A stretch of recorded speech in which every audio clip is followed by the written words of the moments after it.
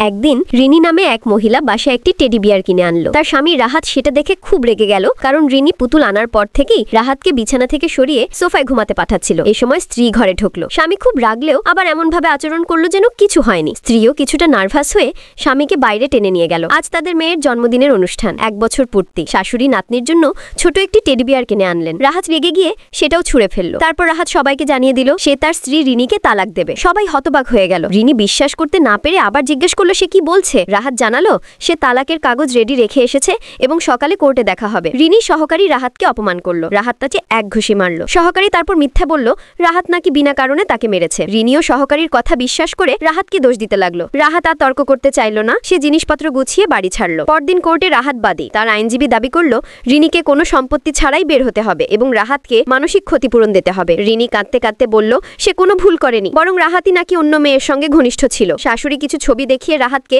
পরকীয়ার অভিযুক্ত করল। বিচারক বললেন রাহাত তার নির্দোষ হওয়ার প্রমাণ দেখাতে না পারলে তাকে দোষী ধরা হবে এবং তাকে কিছু না নিয়ে বের হয়ে যেতে হবে। রাহাত বলল তার কাছে প্রমাণ আছে। সে ভিডিও দেখাতে চাইল। রিনিও তার মা চিৎকার করে বাধা দিল। তারা বলল গোপনে কারো ভিডিও করা বেআইনি। রিনির মা বলল এতে তার মেয়েকে অপমান করা হচ্ছে। রিনির মা আরো বলল রিনি সন্তান জন্ম দিতে গিয়ে গুরুতর অসুস্থ হয়েছিল। 2 দিন সংকটাপন্ন অবস্থায় ছিল। এই কারণে সে ডিপ্রেশনে ভুগছে। ডিপ্রেশন রোগীরা অনেক অদ্ভুত আচরণ করতেই পারে। সবাই রাহাতকে আরো বেশি দোষ দিতে শুরু করলো। রাহাত বলল এই ভিডিও সে গোপনে তোলে নাই, বরং ক্যামেরা রিনি নিজেই লাগিয়েছিল। বিচারক বললেন যদি ক্যামেরা স্ত্রী নিজেই লাগিয়ে থাকে তাহলে ভিডিও প্রমাণ হিসেবে দেখানো যেতে পারে। সবাই যখন তর্ক করছিল ঠিক তখনই হঠাৎ একজন চিৎকার করে উঠল, দেখো টেডি বিয়ারটা নড়ছে।